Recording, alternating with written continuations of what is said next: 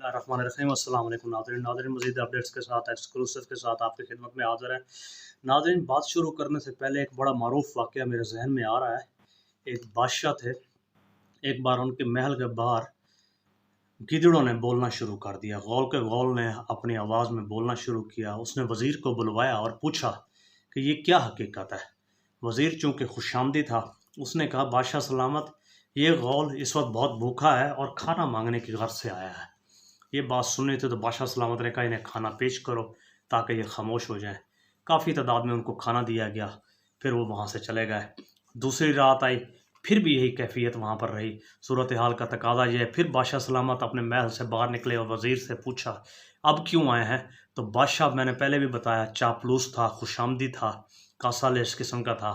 उसने कहा, जनाब, ये बादशाह सलामत का इकबाल बुलंद होने की दुआ करने के लिए आए हैं और शुक्रिया अदा करने के लिए आए हैं।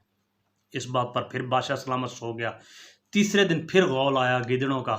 इसी असना में फिर बादशाह सलामत ने वज़ीर से पूछा, अब ये क्या है? तो जवाब वहाँ पे मिला कि जनाब बादशाह सलामत, अब ये सारी ज़िंदगी शुक्रिया अदा करने के लिए हर रात आते रहेंगे। यही कैफियत हमारे यहाँ पाकिस्तान की है। पाकिस्तान में होने वाले मसाइल, अब इस पाकिस्तान में तमाम ओहदों पर बैठे हुए लोगों की है, इनकी सूरत हाल की है। यही बादशाह, वज़ीर और गीदड़ और गौल का हिसाब किताब है। नादरीन, आज हम बात करेंगे कि पाकिस्तान इसराइल को मिज़ाइल टेक्नोलॉजी किस तरीके से दे रहा है, किस अंदाज में दे रहा है। इसके हवाले से बात करेंगे। नस्कॉम का उसके अंदर क्या रोल है, और साथ साथ ये है कि पाकिस्तान, अमेरिका, इसराइल के अहद पैमान क्या हो चुके हैं। नादरीन, इन तमाम बातों को शुरू करने से पहले आपको बताएं, पाकिस्तान का एक इदारा है नस्कॉम। इस वक्त बड़ी गौर खौफ से इस वक्त इंतहाई गौर जारी है कि इसराइल को मिज़ाइल किस तरीके से दिए जाएँ। ये बात जहन में रखिएगा। इसका ये मतलब नहीं है कि इसराइल के पास मिज़ाइल टेक्नोलॉजी नहीं है।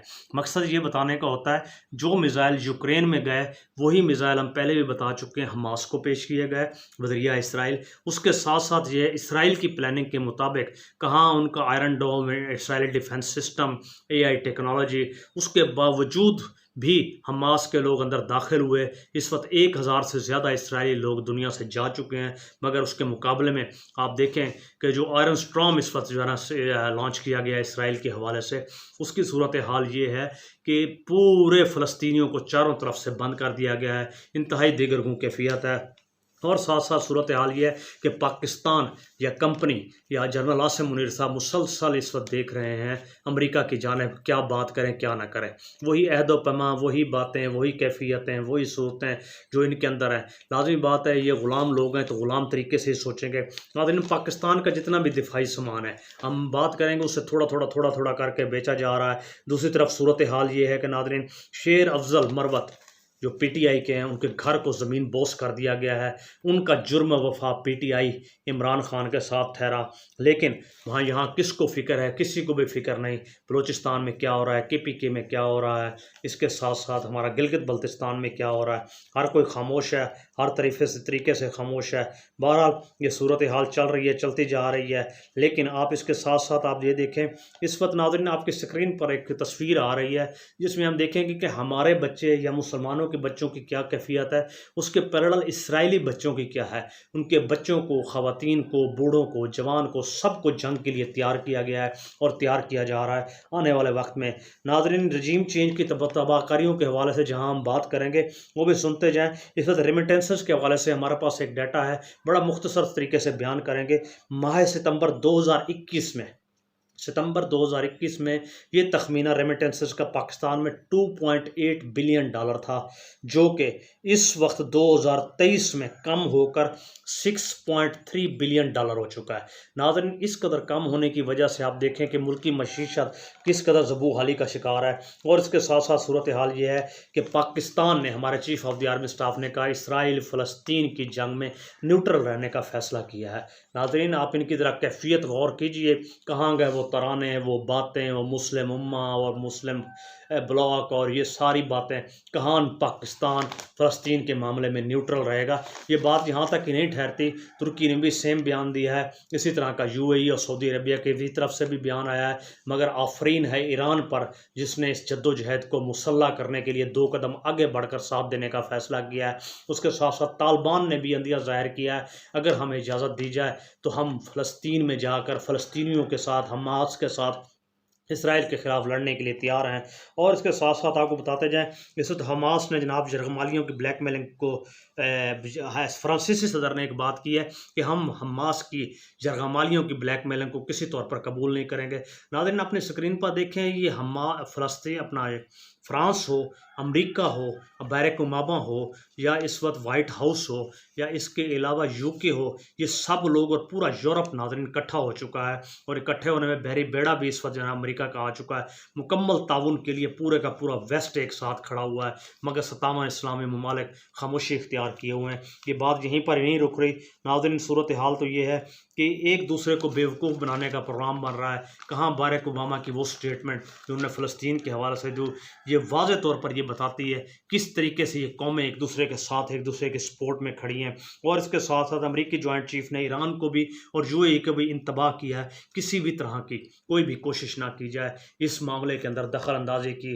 और इसी वजह से ईरान के आयतुल्लाह खामनाई ने भी कहा कि हम यकीनी तौर पर इस तरह की जंग व जदल के अंदर अपना पैर नहीं फंसाएंगे। और साथ साथ ये है कि सूरत हाल इस वक्त पूरी दुनिया में, जो बाइडन ने बयान दिया है, काश कि ऐसा बयान मुस्लिम उम्मा देती, यकजहती का बयान देती, मुल्क को आगे लेकर चलने वाला देती। नाज़रीन हम आपको बताते चलें कि फास्फोरस बम का इस्तेमाल किस तरह किया गया है। और आखिरी बात आपको बताते चलें नाज़रीन, फ़लस्तीनी जब वहाँ से दौड़ाए जा रहे हैं, भगाए जा रहे हैं, तो कासा ले से इसराइली क्या होते हैं इनके हमसाये में, मिस्र का जनरल सीसी क्या है, उसने जो बॉर्डर जनूबी सरहद लगती है, रफ़ा बॉर्डर जिसे कहा जाता है, उसका गेट बंद कर दिया है। नाज़रीन अब अवामुन्नास का एक हजूम है, बिजली बंद, इंटरनेट बंद, गैस बंद, खाना बंद, एम्बुलेंसेस ख़त्म, हॉस्पिटल ख़त्म, अफरा तफरी की शिद्दत। इस वक्त पूरा मुल्क आग, खून और राख की अंदर डूब चुका है। और पूरी मुस्लिम उम्मा जो है इस वक्त ज़वाल पजीर है। जो एग्ज़िट का रास्ता है वो अपना मिस्र की तरफ से बंद कर दिया गया है। कोशिश की जा रही है यहाँ से कोई फ़लस्तीनी ना गुजर सके। और साथ साथ आपको बताते चलें, पाकिस्तान की सूरत हाल सिर्फ सियासत में ही खामोशी नहीं है, उलमा कराम मुकम्मल तौर पर खामोश हैं। उलमा कराम की मुजरिमाना खामोशी भी ये बताती है ये किस तरह के लोग हैं, ये कैसी चीज़ और कैसी प्रोडक्ट आवाम में बेचते रहे।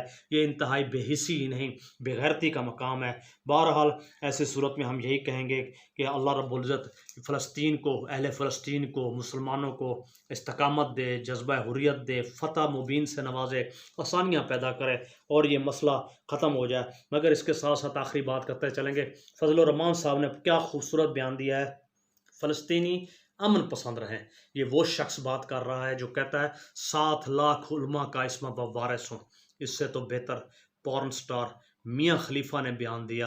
वो मियाँ खलीफा की इज़्ज़त आज के दिन हमारी नज़रों में ज़्यादा है ऐसे शख्स की निस्बत जो फ़लस्तीनियों को अमन पसंद रहने का मशवरा दे रहा है। अफसोस, सद अफसोस का मकाम है। अपना ख्याल रखिएगा। मज़ीद अपडेट्स के साथ फिर हाज़िर होंगे। अस्सलाम वालेकुम।